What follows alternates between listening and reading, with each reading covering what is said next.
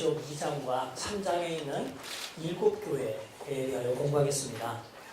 7교회에는 주님께서 각각의 교회를 언급하시면서 요한에게 편지하라고 명령하십니다.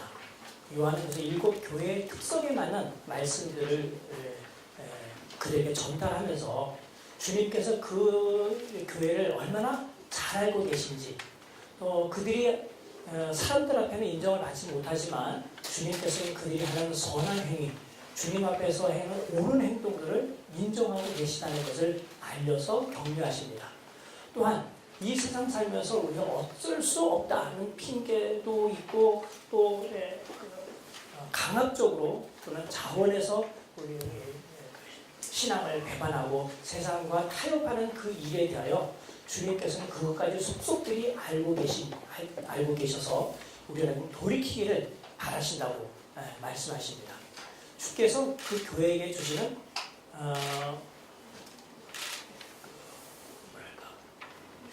공통적인 메시지는 과연 무엇일까요?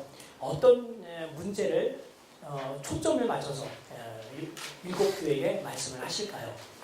우리가 7교회에 있는 것을 하나하나 이해하기 전에 7교회 전체를 이해할 수 있는 안목을 공부하는 것이 좋을 것 같습니다. 복습 겸 해서 저 전에 공부했던 3주 동안 공부하였던 것을 한번 정리해 보죠.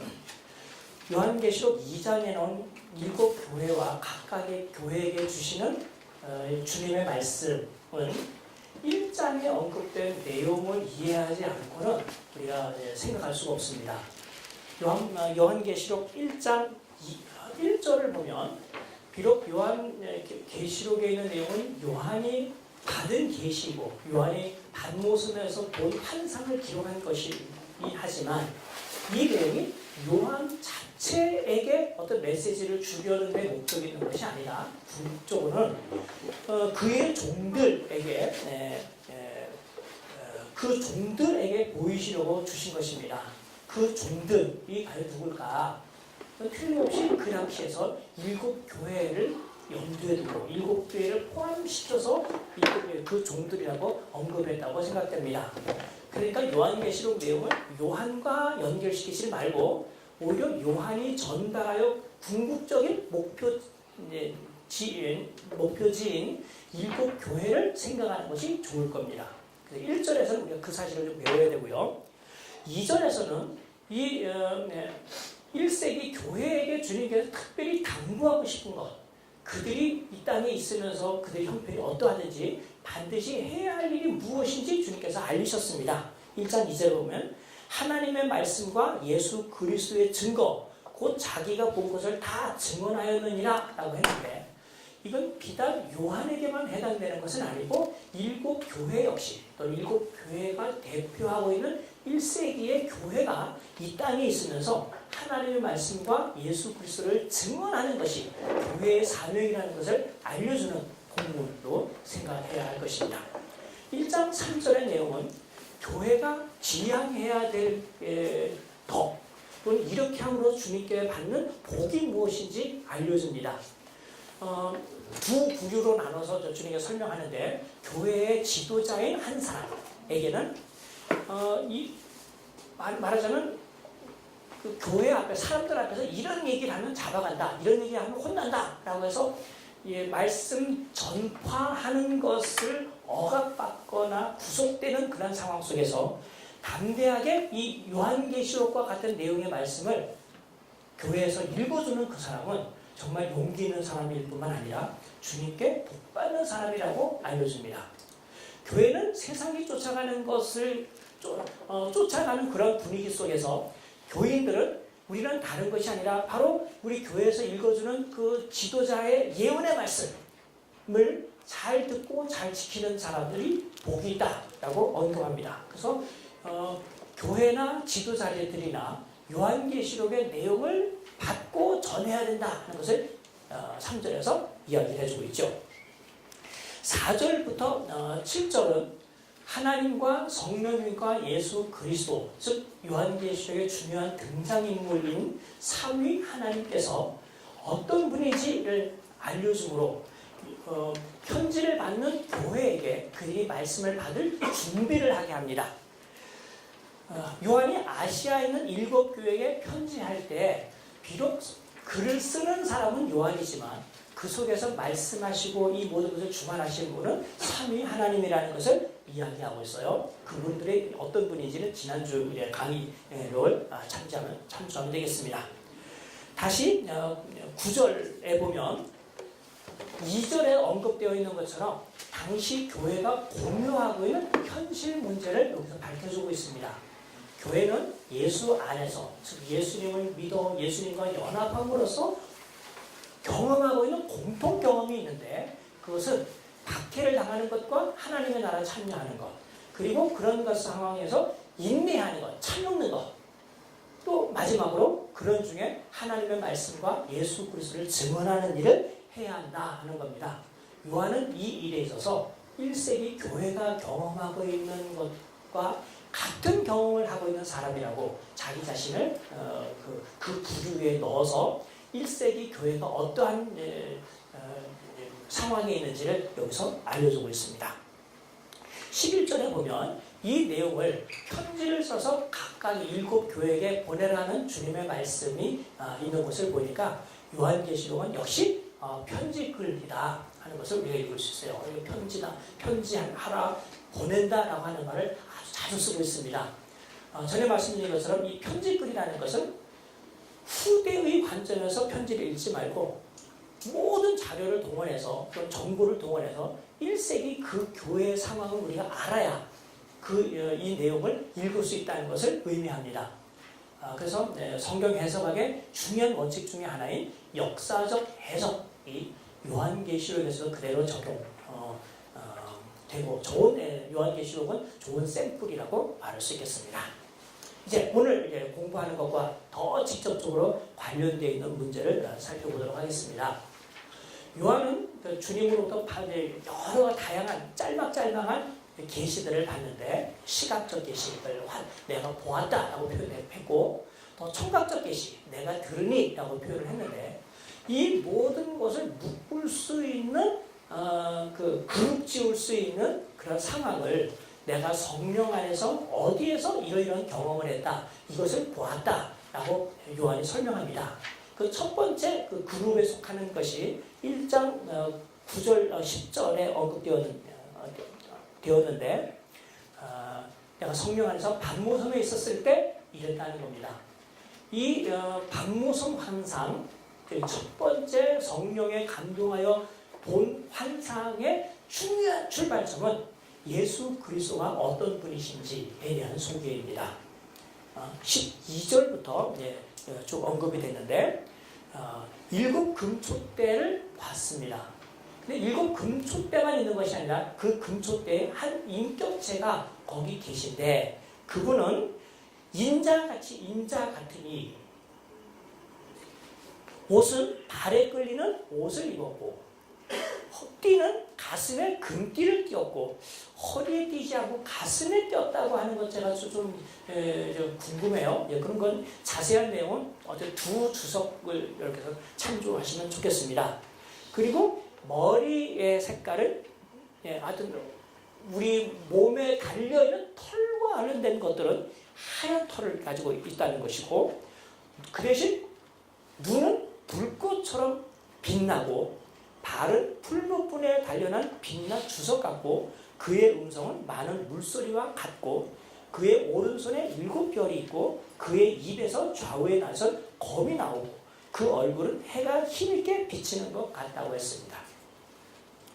여기 있는 것을 요한이 직접 본 것이긴 하지만 그냥 단지 물리적인 한 실체를 묘사하는 데 목적이 있는 것이 아니라, 이런 각각의 내용이 지시하는 바 의미가 무엇인지를 여기서 상징적으로 표현을 했습니다.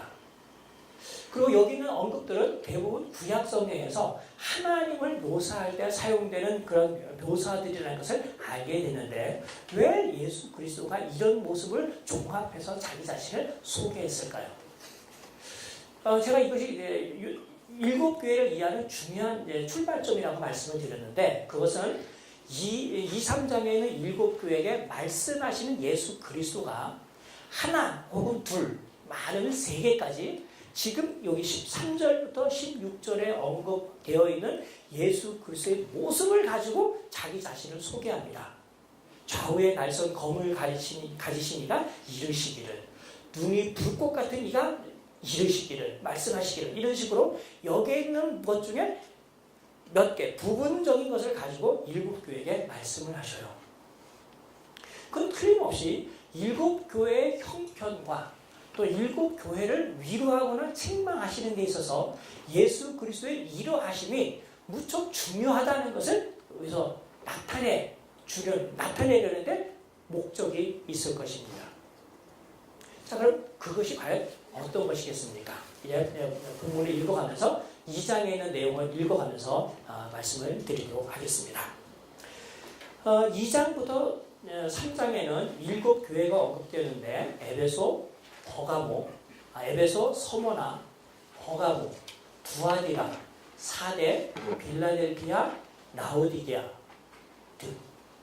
그 당시 이 교회들은 주로 오늘날 터키 중서부에 위치하여 있는 교회들인데요. 당시에는 소아시아라고 불렸던 지역입니다. 소아시아에 이 7교회밖에 없었기 때문에 7교회를 선택한 것은 아니라는 건 여러분께서 아실 거예요. 우리가 알고 있는 성경상 거기에는 이 교회 위에 몇 교회가 더 있었습니다. 아주 중요한 교회 중에 하나가 무슨 교회죠? 드로아 교회, 드로아 교회도 거기에 해당됩니다. 빌립보도 아마 거기에 해당됩니다. 동쪽이구나. 하여튼 정도 드로아 교회만 하더라도 거기에 있고 몇 교회가 더 있는데 그 교회를 언급하지 않고 이거 7교회가만 언급한 것은 틀림없이 이건 상징적인 의미가 있을 겁니다. 그러니까 7교회만 해당되는 것이 아니라 요한계시록에서 의도하는 여러 상징 기법 중에 숫자를 통하여 뭔가를 전달하려고 하는 의미 때문이에요. 요한계시록에서는 7과 10이라고 하는 숫자를 가지고는 완벽한 꽉 참을 나타내는데 많이 사용하고 있기 때문에 아마 모든 교회를 가리키기 위하여 7교회를 상징적으로 언급하지 않았을까 생각하고 이 부분에서는 거의 대부분의 주석가들이 동의하는 바입니다. 그 다음에 에베소부터 라오디게아까지는 몇몇 책들에 보면 이것은 편지를 전달하는 그 길을 따라서 이렇게 배치되었다고 하는데 글쎄 그 길을 어떻게 봐야 되는지 모르겠어요. 지리적으로는 에베소부터 시작하여 이렇게 북쪽으로 올라갔다가 이렇게 내려오는 이런 구도로 되어 있습니다.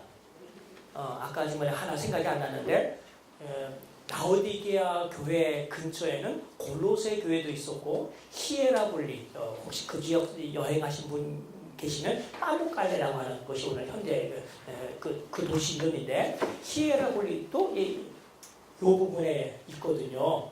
그러니까 이런 식의 도로를 따라서 언급이 되었습니다. 이게 사실은 이게 편지를 전달하는 그 도로를 따라서 이렇게 했을까? 아니면 어떤 사람들이 이런 얘기까지 들었어요. 위에서 보면 이것이 꼭 촛대같이 생겼기 때문에 촛대, 7 촛대 때문에 이런 식으로 했다고. 근데 그거는 좀 이상한 것 같아요. 근데 편지를 전달하는 순서는 맞는 것 같아요. 그런데 요한은 이것보다도 문학적으로, 수사학적으로 좀 더 다른 의미로서 이것을 기록했을 가능성이 무척 높다고 저는 생각합니다. 이거는 내가 글 쓸 때는, 내 책 쓸 때는 생각하지 못했고, 약간 책을 읽고 번역을 하던 중에 정말 큰 감동을 받았는데, 지금 번역된 책, 비일 교수님의 책 388쪽에서 389쪽, 두 페이지에 보면, 정확히 말하면 386쪽에서 389쪽입니다. 386에서 389. 집에 가서 확인하세요. 특별히 그 중에 388과 389쪽에서는 단지 1세기 교회의 다양한 형편들을 언급하려고 요한이 7교회를 택한 것이 아니라는 것을 알 수 있어요. 그 부분에서 제 책에서도 언급을 했던 겁니다. 예를 들면 바울 서신의 경우에 로마 교회가 처해왔던 형편과 고린도 교회가 처해왔던 형편이 정말 완전히 달라요. 그래서 아예 공유되는 이제 내용이 거의 한 10 내지 20%밖에 되지 않을 정도로 완전 다른 내용을 쓰고 있어요. 그렇죠? 한번 감사히 생각해 보세요. 로마서의 경우에 죄 문제, 예수 그리스도를 믿는 믿음의 문제, 율법과 성령과의 문제를 다루는데 고린도전서에서는 그 주제를 거의 안 다뤄요. 그렇죠? 공통점이 있다면 아마 하나 정도 로마서 14장에 음식을 먹는 문제 가지고 어떤 사람은 음식을 먹는다고 먹지 않는 사람이 심판하거나 비난하는 반면 먹는 사람은 먹지 않는 사람을 업신여기는 멸시하는 것 때문에 생겨난 문제가 있어요. 우상의 재물 먹는 문제가 가지고 발생한 문제인데 이 문제가 고린도전서에서는 8, 9, 10장에서 다루고 있거든요. 우상의 재물에 관하여는 라고 해서 언급되고 있는 거예요. 그것도 사실 상황이 다르기 때문에 접근하는 법이나 해결하는 문제가 로마서 고린도전서하고 판이하게 다릅니다.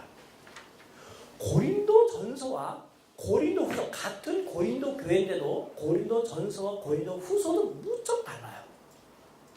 그렇죠?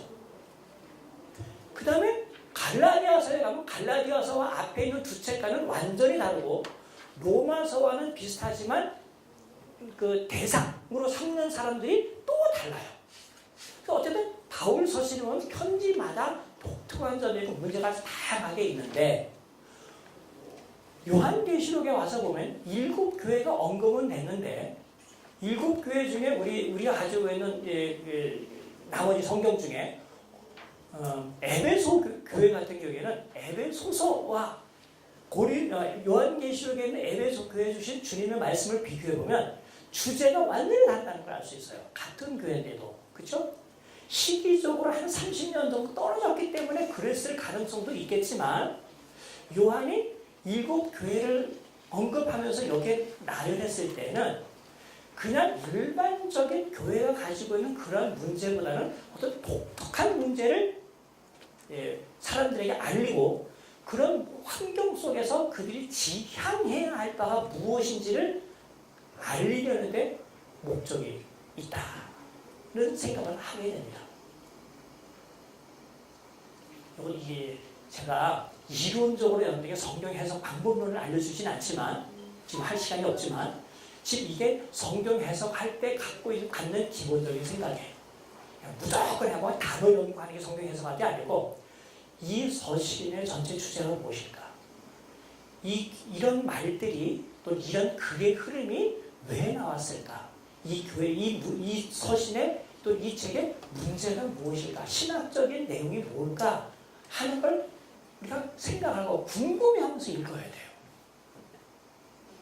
어쨌든 여러분이 잘 알고 있는 걸로 본다면 에베소서에 나와 있는 바울이 에베소 교회에게 권면하여 에베소 교회에게 말씀하고 또 그때 나타난 에베소 교회의 상황과 요한계시록 처음에 2장 1절 7절에 언급된 6절이에요.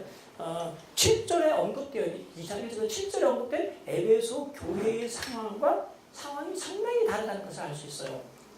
굳이 우리가 혹시 에베소 교회 형편을 좀 더 가지고 온다고 한다면 요한 1서에 나오는 요한이 그 사랑하는 자녀들아 이렇게 하면서 전해준 그 내용이 요한이 마지막에 말년에 에베소에서 목회했고 지금은 에베소에 가면 요한 교회가 있을 만큼 그 요한의 말년이 그때 가서 이제 했다고 했는데 그러니까 요한 1서의 상황과 요한 계시록 상황은 어떤 면에서 거의 시기적으로 비슷할 수 있어요.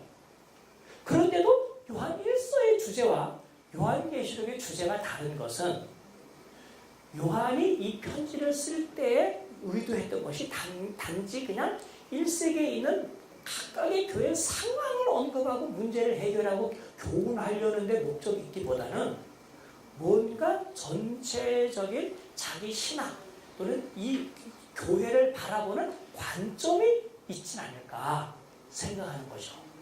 이 굉장히 좋은 출발점이라고 생각돼요. 여기서 시작해서 이런 문제를 파헤치는 겁니다. 그러다 보면 일단 제 책 122쪽, 123쪽과 124쪽 혹은 122쪽과 123쪽에 보면 한 페이지 좀 차이가 날 수 있어요. 일곱 교회에게 보내는 편지를 구성하는 데 있어서 어떤 각각의 교회, 일곱 개가 거의 이런 식으로 되어 있습니다. 그 중에 빠진 부분은 혹시 있을지 모르지만 여기 첨가되진 않았어요. 7개 정도 되는 그 패턴에 따라서 어떠한 이가 이건 편지를 보내신 그리스도를 이야기해요. 그러니까 불꽃 같은 눈을 가지고 계신 이가 에베소 교회에게 말하노니 내가 내 행위를 아노라 하고 이야기하는 겁니다. 어디 교회에게 편지하라 하는 받는 일을 명시하고 편지를 쓰라는 명령이 있는 부분이 있고 보내시는 이가 소개가 됩니다. 보내시는 이는 1장 13절부터 16절, 1장 13절부터 18절에 언급되어 있는 예수 그리스도와 관련된 것 중에 성품이 하나에서 3개 정도를 묶어서 거기에 언급을 하고 있습니다. 세 번째는 내가 내 행위를 아노니 하고 그들이 지상 생활할 때의 삶 또는 현재의 형편을 정확하게 분석해주는 내용이 나옵니다. 그리고 신실치 못한 것에 대한 경고, 너는 어떤 것을 잘했다. 그런데 이러이러한 것은 하지 못했다. 하고 칭찬과 책망하는 부분이 있고요. 그 다음에 이런 중에 회개하라고 또 돌이키라고 또 이렇게 하라고 하는 직접적인 명령하십니다. 그 다음에 마지막으로 이거는 거의 모든 교회의 패턴으로 되어 있는데 귀 있는 자는 성령이 교회들에게 하시는 말씀을 들어라 하는 것으로 그것은 마무리된 것으로 일단 마치고 마지막에 각 그 교회에게 이런 약속을 해주십니다. 이기는 자에게는 내가 어떠하게 해주리라 라는 내용으로 되어 있어요. 이런 그 패턴을 가지고 7번을 쓰면서 이 패턴 속에 나타나는 것을 가만히 분석해 보면 각 교회가 현재 행하는 일, 행위, 내가 내 행위를 아노라 라고 주님께서 분석한 그 행위가 그 교회에게 말씀하시는 그리스도의 성품과 아주 긴밀하게 되었다는 것을 알 수 있어요. 그 다음 페이지 넘기면 124, 125, 125, 126 페이지에 보면 각각의 교회에게 말씀하시는 예수님과 그들에게 한 행위 언급 자체가 밀접하게 연결이 되어 있습니다. 이제 우리가 이제 하나씩 이렇게 분석할 텐데 했고 그 다음에 책망, 경고, 권면 이 내용까지 합쳐서 주님께서 그 말씀하시는 그 당사자이신 예수님과 교회와 얼마나 밀접한 관계가 있는지 또는 그 교회의 형편에 주님이 얼마나 적실하게 정확하게 그들과 연결되어 있는지를 이제 보여주고 있는 겁니다. 그래서 보여주는데 여기서 가장 핵심적인 내용을 몇 가지로 분석할 수 있습니다. 그것은 뭐냐면 우선 소극적인 면에서 각 교회가 안고 있는 현실적인 문제는 음행 또는 우상 숭배라고 언급되어 있는 부분입니다. 어떤 교회는 이것이 하나인 우상 숭배만 언급되거나 혹은 음행만 언급된 경우도 있고 어떤 경우는 이 두 가지가 다 언급되어 있는 경우가 있어요. 이것은 아마도 그 당시 아주 강력하게 로마 제국에 요구하고 있는 또는 위성 국가에 요구하고 있는 황제 숭배와 각각의 교회가 위치하고 있는 지역의 지역 신 숭배와 밀접한 관계가 있을 거예요.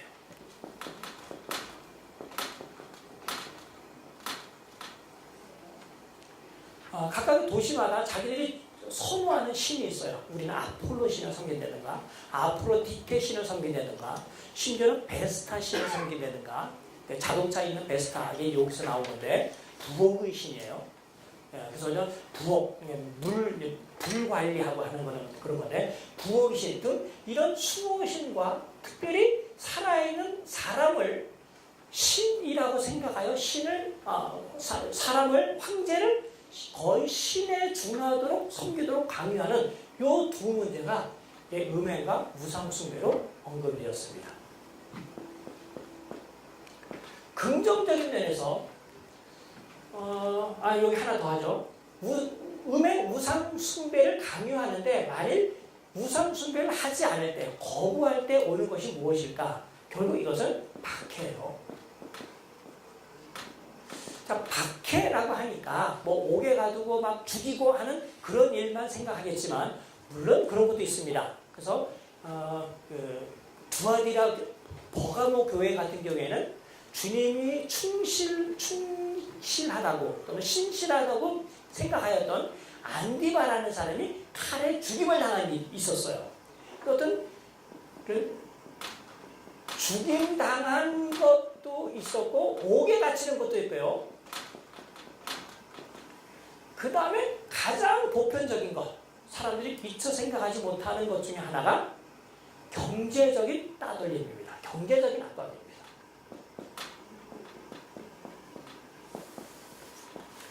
요한계시록 읽을 때 죽이거나 목마르거나 또는 궁핍하거나 가난하거나 하는 이 용어가 나오면 이것은 경제적인 박해받는 것을 묘사하는 것이라고 보면 틀림없습니다.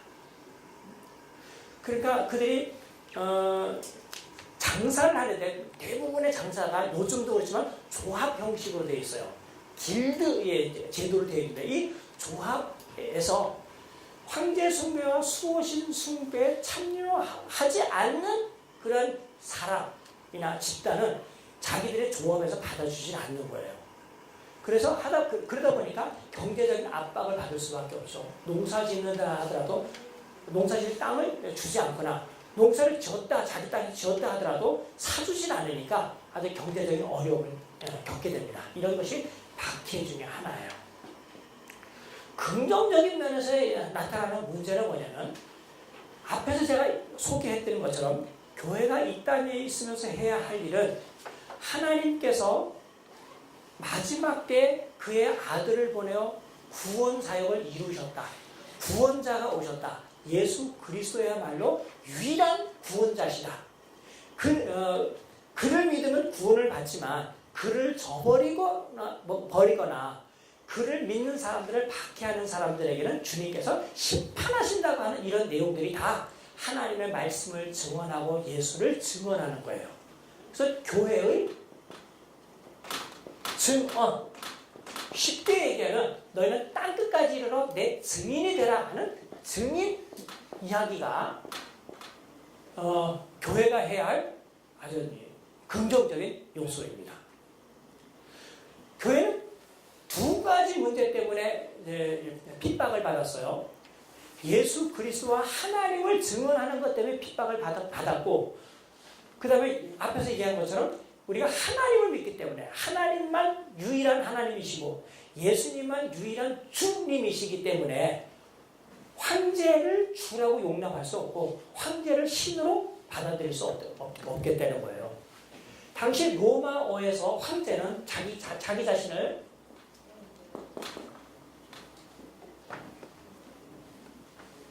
코바디스 도미네에 나오는 도미네는 혹격이에요. 주여라는 거고 이것이 주격, 혹격이고 이게 주격은 도미누스입니다.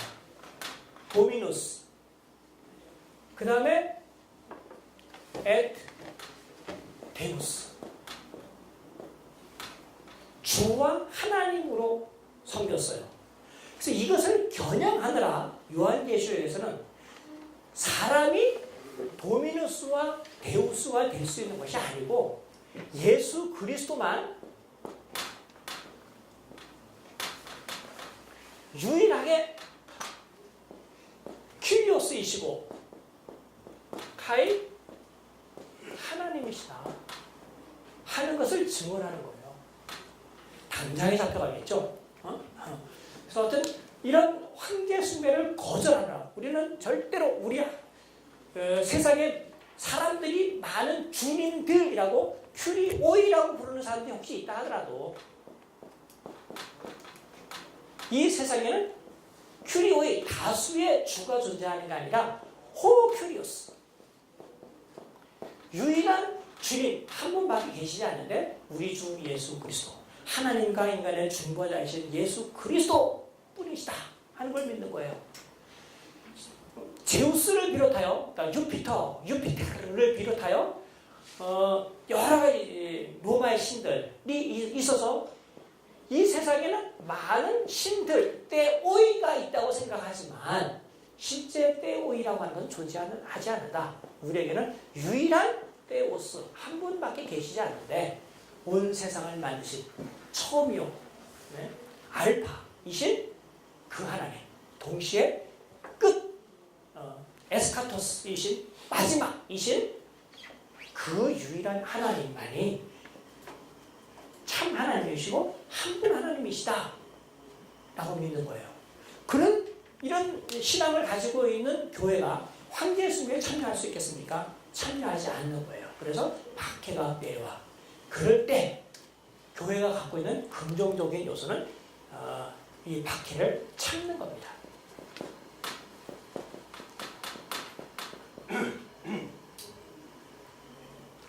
요한계시록에서는 다른 교회가 가지고 있는 도덕적인 면, 윤리적인 요소보다는 이런 문제를 염두에 두고 이런 것을 잘하는 교회와 그렇지 않는 교회, 타협한 교회와 이 타협하지 않고 굳건히 선 교회, 이런 교회들을 소개하면서 당대 교회 모두에게 귀 있는 자는 성령의 교회들에게 하시는 말씀을 들으라 라고 말씀했을 가능성이 커요. 그렇죠?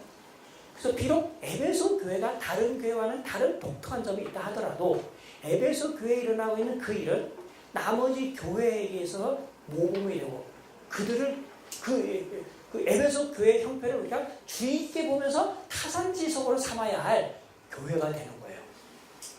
자, 그렇다고 한다면 각각의 교회는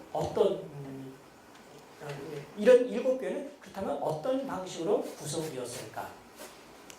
이 점에서 빌 교수가 요한계시록 주석가들에게 또는 요한계시록 주석을 내면서 요한계시록 연구에 있어서 말에 기여한 바가 있다면 본인도 아주 노골적으로 자기를 그렇게 밝혔어요. 이 책, 지금 내가 쓰면서 이 책이 요한계시록 연구에 기여하는 바가 있다면 그동안 보지 못했던 또는 간과했던 것 중에 하나가 7교회에서 공통적으로 집약적으로 가르치면서 초점을 맞추고 있는 것은 예수 그리스도를 증언하는 문제가 굉장히 중요한 주제다라고 선언한 거예요. 예수 그리스도 증언 문제입니다. 이거는 이미 제 책에서 여러 군데서 제가 그냥 이야기를 했고 강의하면서 계속 이야기했던 거예요. 요한계시록 처음부터 하나님의 말씀과 예수 그리스도를 증언하는 문제를 다루고 있습니다. 그래서 초대교회도 그래야 되지 않겠습니까? 자, 그래서 빌 교수님이 388에서 389쪽에서 분석한 거에 의하면 이렇습니다. 첫 번째와 마지막 교회, 첫 번째는 에베소 교회고 마지막 교회는 라오디게아 교회입니다. 이 교회는 교회의 정체성을 잃을 위기에 있는 교회 특징을 매겼어요. 교회의 정체성이란 과연 무엇일까? 특별히 다른 곳에서 찾아볼 수 없는 촛대가 요한계시록에 많이 등장해요. 7촛대, 그냥 또 촛대를 옮긴다는 촛대 이야기가 있는데 교회를 촛대와 동일시했습니다. 이 촛대 이미지는 구약성경 스가랴 4장에서 나왔어요. 구약성경 스가랴는 포로 후기에 기록된 거예요. 알다시피 이스라엘 백성이 바벨론의 포로로 잡혀가서 자기들의 정체성을 거의 잃을 위기에 있을 때 그들이 완전히 잃기 전에 주님께서 그들을 포로에서 귀환시킵니다. 그들은 회복됐다고 생각할지 모르겠지만 즉 지리적으로 바벨론이라고 하는 곳에 있다가 다시 옛날 땅 팔레스타인으로 돌아왔으니까 아 해방이다. 우리는 이제 우리 마음대로 살 수 있다. 우리 민족을 회복했다. 이렇게 생각할지 모르겠지만 이건 우리들 생각이고 이스라엘 백성들이나 선지자들의 생각은 달랐어요. 이스라엘의 정체성 회복은 반드시 성전과 같이 해야 됩니다. 이스라엘이 이스라엘인 것은 하나님이 그들 가운데 계시기 때문에 사람들이 하나님이 계시다는 것을 알 수 있는 방법은 성전이 그 가운데 있는 겁니다. 제가 이 부분에 있어서 가끔 인용하는 성경 외적 자료가 있어요. 젊었을 때 꼭 한 번씩은 읽어봤어야 될 책인데 생텍쥐베리의 어린 왕자. 마지막에 가서 어린 왕자가 그 비행기 조종사 불치차게 하고서는 사막에 떨어진 그 항공사인데 사막을 보면서 사막이 참 아름다워 그래요. 그러니까 비행사가 깜짝 놀라죠. 아니 사막이 뭐 아름다울 게 뭐가 있냐? 그랬더니 어린 왕자의 대답이 뭡니까? 사막에는 어딘가에 있을지 모르는 우물, 샘 때문에 아름답다는 거예요. 지금 눈에는 보이지 않지만 감춰져 있는 샘, 우물 때문에 사막은 아름다운 겁니다. 근데 만일 그것이 없다면 사막이 아름다울 수가 없죠. 이스라엘 백성들이 하나님 앞에서 거룩하고 또 그들의 민족적으로 자부심을 갖고 이렇게 영광스럽게 생각하는 것은 이스라엘 백성 자체 때문이 아니라 하나님이 그 가운데 계시기 때문이에요. 그래서 이스라엘 정체는 적어도 구약 성경에서는 성전과 때려야 뗄 수가 없습니다. 그런데 어쨌든 포로에 귀환했는데 포로 잡혀가기 전에 이미 바벨론에 의하여 예루살렘 성전이 다 회파됐어요. 들어와서 그들이 귀환하자마자 한 작업이 뭐예요? 주전 538년에 성전 짓기 시작했습니다. 근데 사마리아에 살고 있는 혼합 족속들이 성전 짓는 것을 방해했어요. 성전이 지어지면 안 돼. 이스라엘 회복되니까. 그래서 온갖 방해합니다. 그래서 심지어는 모함까지 해서 막 투서하는 거예요. 막 바벨론 왕에게 족속에게. 그래서 성전 짓는 것이 점점 늦어졌어요. 늦어져. 그러니까 백성들은 좌절했죠. 금방 회복될 줄 알았는데 520년에 다시 짓기 시작합니다. 무려 5년이 걸렸어요. 얼마나 잘 짓게가 아니라 계속 방해받기 때문에. 그래서 515년에 완성됐죠. 아시다시피. 어쨌든 포로 귀환해서 23년이나 걸려서 겨우 완성이 됐어요. 네, 그때 이런 우여곡절이 있는 시절에 쓴 것이 스가랴서예요. 성전 짓는 것도 좌절되고 눈에 보이지 않고 그러니 백성들은 과연 이것이 가능할까 하고 고민합니다. 그때 주셨던 아주 유명한 말씀이 이는 힘으로 능으로 되지 아니하고 여호와의 영으로 되느니라. 사람의 힘으로는 안 된다는 거예요. 여호와의 영, 성령께서 함께 하시면 지어진다는 거죠. 그때 사람들은 눈앞에 보이는 현실 속에서는 그것을 믿지 못했어요. 지금까지 벌써 20년이 지나도 안 됐는데 어떻게 그런 말을 합니까? 스가랴가 자기가 본 환상 내용을 백성들에게 이야기해요. 내가 보니 하나의 촛대가 있는데 줄기가 있는데 양옆으로 나와서 꼭대기에 꽃봉오리 같은 것이 7개가 있더라. 그쵸? 거기에 불이 켜 있는데 계속 타고 있더라. 성전 짓는 얘기는 없고 등잔 때 본 것 이야기만 해요. 그때 묘사 아마 성경에서 성전에 들어가서 있는 촛대를 묘사하는 것으로는 아마 유일할 것이라고 생각돼요. 한 줄기에서 좌우로 3가지씩 가운데 가지가 있어서 7개가 있다고 이야기를 합니다. 그렇죠? 소위 메노라 촛대라고 하는 이 촛대가 있어요. 성전 짓는 이야기는 에스겔은 예언했습니다. 훨씬 이전에. 포로 귀환 후에서는 학대 선자는 성전을 지어라. 성전 짓기 위해서 이런 것들이 필요한데 내라. 그래서 성전 짓도록 독려한 거고 스가랴는 성전이 지어질 수 있다 하는 것을 보여주는데 초점이 맞춰져 있어요. 이때 왜 성전을 얘기하지 않고 촛대만을 가지고 이야기했을까? 문학적으로는 제6법을 써서 표현한 거예요. 성전에 있는 기물 하나를 언급함으로써 전체가 지어진다는 걸 보여주는 겁니다. 그렇다면 여기서 우리가 궁금한 거예요. 성전에는 사실 언약궤도 있고 진설병 상도 있고 분향단도 있고 번제단도 있고 그러는데 왜 그 많은 물건 중에서 촛대를 대표로 이야기했을까? 답은 하나예요. 그렇죠? 성전이 없는 세상은 암흑, 흑암의 세상인데 성전이 지어지는 순간 결국 이스라엘 백성들은 다시 깜깜한 세상 속에서 빛의 역할을 감당할 수 있다는 거예요. 이사야 61장의 말씀, 61장의 말씀, 내가 전에 어떤 교회 갈 때 그 교회 표였어요. 일어나라 빛을 발하라. 그렇죠? 일어나라 빛을 발하라. 이게 뭐냐? 포로 귀환한 이스라엘이 열방에 대하여 행해야 할 기능을 함축적으로 보여주는 거예요. 그것을 나타내는 것이 촛대입니다. 오늘 굉장히 길게 장황하게 설명을 했는데 제가 이렇게 장황하게 설명할 이유가 있어요. 이렇게 설명하지 않으면 이것도 있고 그냥 또 일반적인 윤리교훈으로 요한계시록 설명하니까 말씀드린 거예요. 말하자면 구약시대 이스라엘의 정체성을 스가랴는 촛대와 관련해서 언급을 했습니다. 어떤 길은? 어두운 세상을 밝히는 길은. 이스라엘이 이스라엘됨이 이루어지지 않으면 할 수 없는 그 일을 주님께서 해야 된다는 거예요. 그런데 이 사상이 신약 시대에 와서 그대로 적용이 됐어요.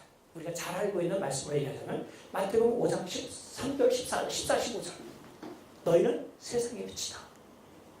너희 빛을 사람들 앞에 비추어 사람들이 너희 행동을 보고 하늘에 계신 너희 하나님께 영광을 돌리게 하라. 이스라엘 백성들도 마찬가지 이방 나라의 가운데서 그들이 해야 할 일이 이스라엘을 보면서 이스라엘의 민족신인 하나님이 온 우주의 하나님이시라는 것을 알고 하나님께 영광 돌리게 하려는 데 목적을 뒀었어요. 마찬가지 신약시대 예수 그리스도를 믿는 사람들도 예수 그리스도의 제자들도 세상 앞에 빛의 역할을 해야 된다는 거죠. 요한은 예수님과 함께 있으면서 이 사상을 정말 잘 알았던 것 같아요. 구약성경은 스가랴 4장에서 그 그림을 빌려왔지만 예수님과 함께 있으면서 신약 교회의 사명도 결국 이런 사명이라는 거예요. 결국 구체적으로 어떤 역할을 함으로써 촛대, 즉 등불의 역할을 감당할 수 있는 것인가? 아까 말씀드린 것처럼 하나님의 말씀과 예수 그리스도를 증언하는 겁니다. 이게 교회의 정체성 문제예요. 자, 이제 다시 요한계시록 들어와서 요한계시록의 앞에 있는 교회, 에베소 교회와 라오디게아 교회는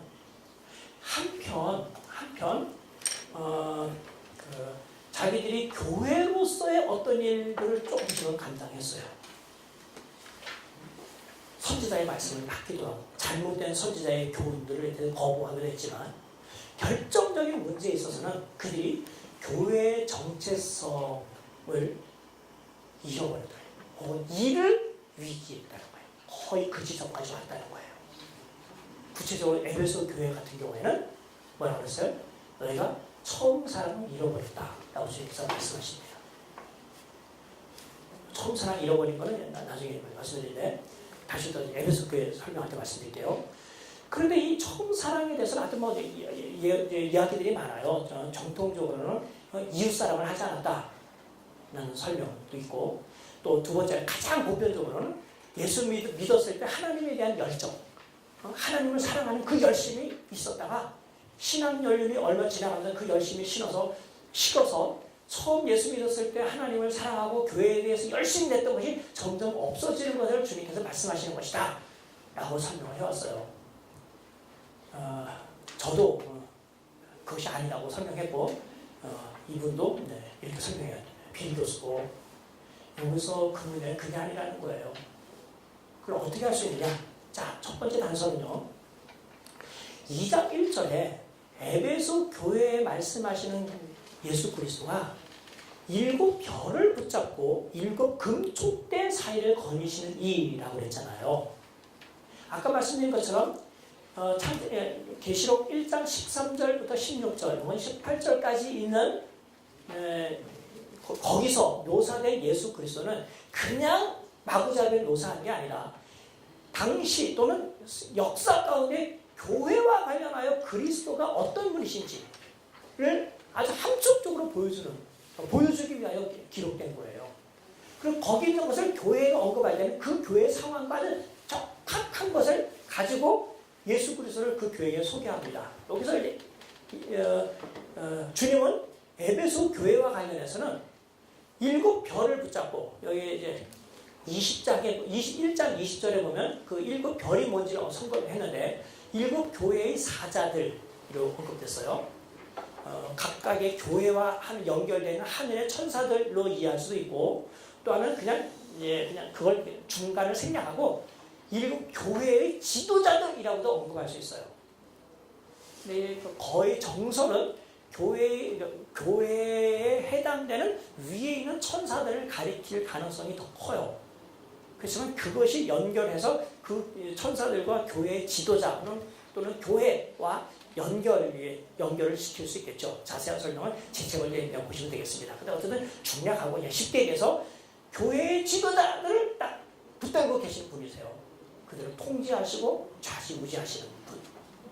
그 다음에 7촛대는 이미 앞에서 7교회라고 했으니 7촛대에 계시는 분이라는 것은 쉽게 얘기하면 교회에 임재하시는 주님, 교회 안에 계시는 주님이라는 뜻입니다. 특별히 교회와 관련하여, 교회 지도자와 관련하여 주님 되심을 여기 소개하고 있으니까 그 문제를 다뤄야 되지 않겠느냐, 그 문제와 연결되지 않겠느냐 하는 거예요. 두 번째는 지금 처음 사랑을 잃어버렸다라고 언급한 2장 4절 다음에 보면 잃어버린 걸 찾을 것을 촉구하고 찾지 않는다면, 다시 처음 행위를 돌이키지 않는다면 주님께서 그 교회에게 그 촛대를 옮겨버린다고 경고하십니다. 그러니까 교회를 옮긴다는 거예요. 장소 이동이 아니라 이것을 교회로 취급하지 않겠다. 아니면 교회를 떠나겠다. 주님께서 교회를 떠나오시겠다 하는 뜻입니다. 그러니까 처음 사랑을 잃어버린 것과 촛대를 옮기는 것과 밀접한 관계가 있지. 비단 하나님에 대한 열심을 회복하라든가 이웃 사랑하라고 하는 문제를 여기서 다룬 것이 아니라는 것을 알 수 있어요. 그래서 요약하자면 어쨌든 에베소 교회와 관련해서는 에베소 교회가 교회로서의 어떠한 일들은 잘했다 하더라도 근본적으로는 교회의 정체성을 상실하고 있다는 것. 네, 전체 그림을 우리가 그릴 수 있습니다. 라오디게아 역시 마찬가지입니다. 라오디게아는 뜨겁지도 않고 차갑지도 않은 그런 문제 때문에 주님께 책망을 받았습니다. 자기 자신은 부유하다고 생각했지만 자기 자신은 건강하다고 생각했지만 주님께서 볼 때는 부유한 게 아니고 가난했고 건강한 게 아니라 아픈 교회였어요. 심지어 그 교회는 주님을 문 밖으로 내쫓았습니다. 주님과 관계가 없는 것처럼 살고 있는 거예요. 교회 정체성 문제와 관련해서 두 교회는 정체성을 잃을 위기에 있다는 점에서 공통점이 있어요. 반면에 첫 번째에서 두 번째 교회, 그리고 끝에서 두 번째 교회 각각 2번 타자예요. 위에서 2등, 밑에서 2등 때는 서모나 교회와 빌라델비아 교회는 여러분들이 잘 알다시피 주님께 책망받지 않은 교회들입니다. 칭찬만 받은 교회예요. 그런데 이들이 칭찬을 받은 데서 공통점이 있어요. 두 교회 다 가난했고 작았어요. 오히려 두 교회는 구체적으로 요한계시록에 언급된 것 중에 가장 구체적으로 시험이라는 단어, 환난이라고 하는 단어를 쓸 만큼 물리적으로 어려운 상황이 있었습니다. 그러니까 시험 중에서 환난 중에서 그들이 충성했고 가난하거나 궁핍했는데도 주님에 대한 충성을 했습니다. 그래서 이 두 교회에 쓴 단어는 피스토스, 충성된, 신실한이라고 하는 단어를 써요. 죽도록 충성해라. 라고 하는 거, 라는 용어라든가,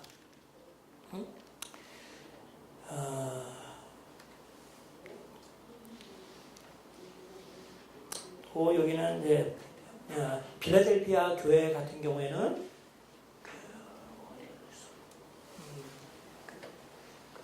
어쨌든 내 말을 지키며 내 이름을 배반하지 않았다는 소극적인 표현으로서 그들의 충성됨을 언급하거나 10절에 인내의 말씀을 지켰은즉이라는 용어들을 써서 그들이 주님께 끝까지 지속적으로 충성하고 있다는 것을 언급하고 있습니다. 그래서 주님께서는 이 두 교회는 어쨌든 교회로서의 정체성을 어떤 상황이든지 잘 유지하고 있다는 것을 가지고 칭찬을 해요. 나머지 세 교회는 거의 비슷비슷한 교회인데 버가모, 두아디라, 사대 교회는 지금 타협하고 있는 겁니다. 그러니까 교회의 정체성을 완전히 잃어버리진 않았지만 세속에 또는 황제 숭배에 타협하면서 그들이 한편 말하자면 어떤 교회의 모습을 가지고 있는 사람도 있고 또 그런 요소도 있는 반면에 전반적으로는 그들이 타협의 경향으로 가고 있었다는 겁니다. 그 중에서 그나마 조금 나은 덜 타협한 교회는 버가모 교회고 가장 많이 타협한 교회는 사대교회입니다. 그래서 사대교회는 주님께 칭찬을 받지 못하고 책망만 받게 되었죠. 버가모와 두아디라 교회는 칭찬과 책망을 같이 받았는데 거의 세 교회의 공통점은 특별히 우상숭배, 음행이라는 용어로서 세상과 타협했다는 것과 심지어 사대교회는 그런 교회가 가지고 있는 영적 상태가 가사 상태라는 것, 반쯤 죽어있는 상태라는 것으로 표현을 하고 있습니다. 그래서 고대에 이런 다양한 여러 가지를 나열할 때 사람들이 머릿속에 잘 기억할 수 있도록 하는 문학 장치로서 자주 사용됐던 그 문학 구조인 전체적으로 첫 번째 교회와 마지막 교회 라오디게아 교회가 교회의 정체성을 잃을 위기에 있는 교회로서 A와 A-로 짝을 이루고 주님께 충성한 두 교회가 그 다음 항목을 이룹니다. 서머나 교회와 필라델피아 교회.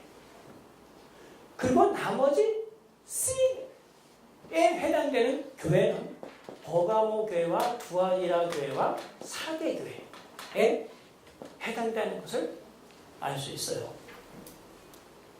이런 것을 교차 대꾸법이라고 하잖아요. 키아스무스, 키에즘인데 이 교차 대꾸법에 있어서는 사실은 중앙과 맨 끝에 있는 것이 무척 중요해요.